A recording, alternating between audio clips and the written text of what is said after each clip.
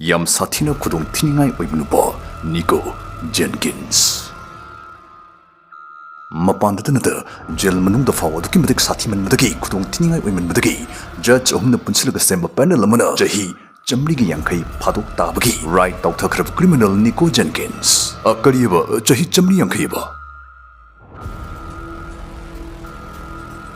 Ngasi lizar kaduriba warisi maming da tab da kinaba stay da mung masak ko siluragadi ping dumado mang nungai haloi da wadum pamishak ni criminal ni Nico Jenkins mangun da ichamcham na yingubay da faw mi taratret hatki haibig dugumba jinthok laikiba nupa ne jahi kharagi mamang da sumasi khwaidagi khudong tiningai oiba inmen yedana online da viral zatki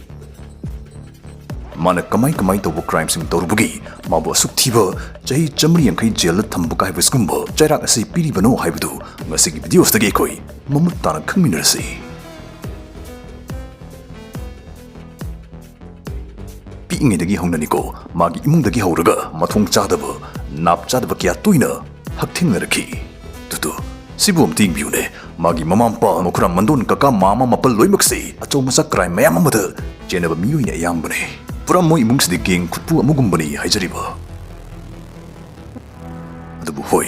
mamampa, makuram mandon mapan, mandom zaka kamayamsi, loina criminal oizaragasu, mo imong sida mo shagisda, Khwai dagi kudong tiningai oiba, Khwai mang takningai oiba hargadi Nico Jenkins ni. Moy pasadragasu, machaduri faningba kaunina, Nico bomoina, kok lengthong kiam da puraga, intapun chamo oinaba moina, yamkan honaki. Adabu kaina buto pa pokrane madhov Nico masana masabu control to bungam zadaba aping apai chuba angangama oiraki Subne jahi tareta surupda sigi 25 kiliber ki nongmisi marupik thana hapaga purulaga school dani ko haije oza yauna noiloi haturo haingam ni bangang ni angang ningambane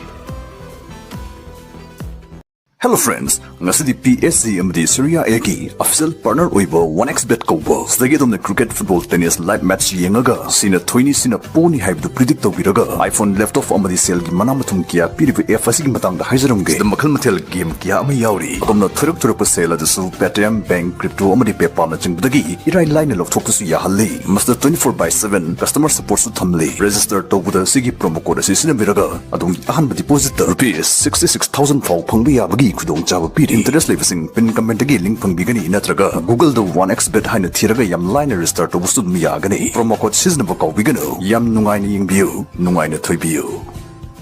chahi tarama thoi shurupudadi mana hit tamu school dagi loi tan thuraki mi pangyai de yeina bagi gro jiru bunum singida ha genji hoido chahi taram doi shurupudadi ma mi ama thangna thin bisi kamai toge ma khange ma mi thangna thilure Mana jahi tara masurupdadi nongmina namaga mibuki halaga karani hijack tormagi maralda peshum sandalang sile mamana masingna boarding da changnaba matam stay da madi jail lairkanda gyan kitada su tarkadaba miudu adu su madi oiramde natte jail oizarga su ingna chingna lezarma jail do ma hek changak pudagdi problem ngakta ngaikre garte tek tobi hanailen bi inmate ching hari te pudabi masimagi jail manungi hovi oiraki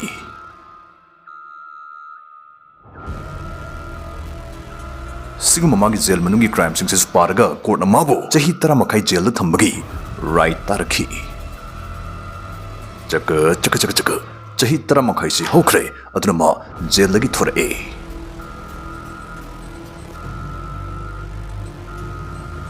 Nico stedi ma amhuna jail changdanaba nupi angang thiraga yam gyan tana santi da pankre angang humpokhi kaidana harakada brusigi waris da dinatre killing spree mari ni man hathari isi Jelly Turpun with Taramatwini the Naidi to Stagi Masaku Kanga the Panismana, Luriel the Kaptoga Hatki. Adaku Saimatangs the Masla or Potsna, Sigin Panis Harpamatam the Magi Kakaki Machano Pimadi, Magi Hip Minima Machena, Mating Pangbiki. Sister Nupi Anisna Nupanisivu, a chip from the Puturpani Duga, Heart Bigitavona, Nikona Paikatpani, Adugunupanisigi, Wallet Huranbani. Wari makan numit ni pani ki matung sigi maga jail sule minaramba maga sulu na tinabun pasemu hato berani mabani ngarang ta suyam nushina photo kamin narami bane masi hat padu sumagi sister ani tutum chenai Numit ninigi amuk matung lambida lakpe SUV ama khamami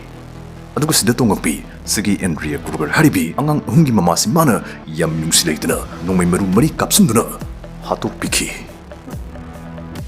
handaki sigi mihadsasu moi mungi mi amadi dum chenari adu handakti ngasagi chesina naw ani dunate handakti magi mapulni magi uncle ni pukmina bamachi pukmina da masal magi uncle magi partner in crime loi oire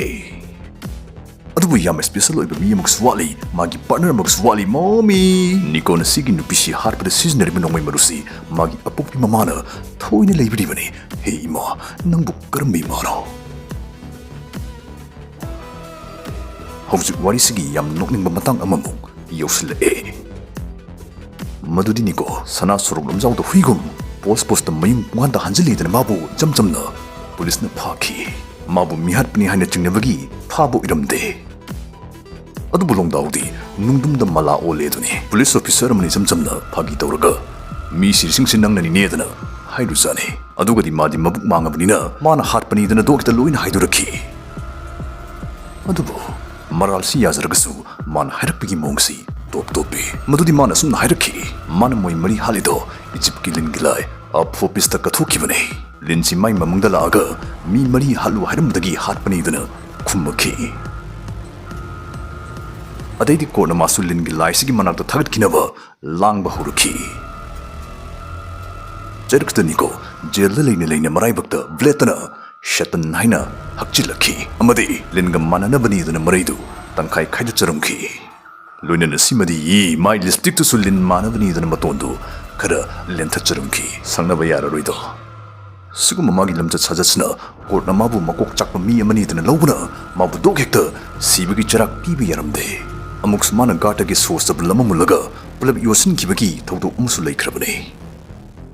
siguma mathong chadaba singasna maram oiraga court na mabu capital punishment pibada fit oidi haina right tarakhi adubu kuch to garbar hai kona psychiatrist khurani evaluate torubdagi khangbang amki madudi niko ko kashu bera to bulaite tawshinnabani sibai cherak phangdana sanabali lani ma sathina kaning chubamini mana kong pera leba saragadi mabu sibai cherak pibagi mutamabu psych ward toina thajlakne haibasi mana yammun khangi aduna thoina sanagi yauna sanari drama ni dana psychiatrist ngasna phungdorukhi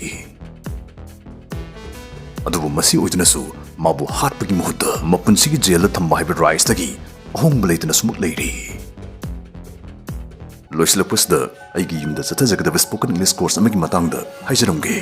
admission often deep sea guidance wangjingna English sanfona ngangnba satr singdamak English grammar amadi spoken English ki akhanaba course ama puduna laksari tha ahum chathajagadaba special course asi lakliba July 13 aslagi hawjagani limited sitni satra kunthra dagi hena lawzaroi offline amadi online classes animaki kudong jab su pizari hawjiki matamde English lon khangba haibsna thabak inkhang tanarpdo ijabata nakta chalu mafam singsu yumgum phawhan bangam libani maramsna tumsu English mapung phana ngang bangam hawnabagi kudong jaba si lobi ho akuba marul gidamog screen da hapsari number state ngasimok pau phobira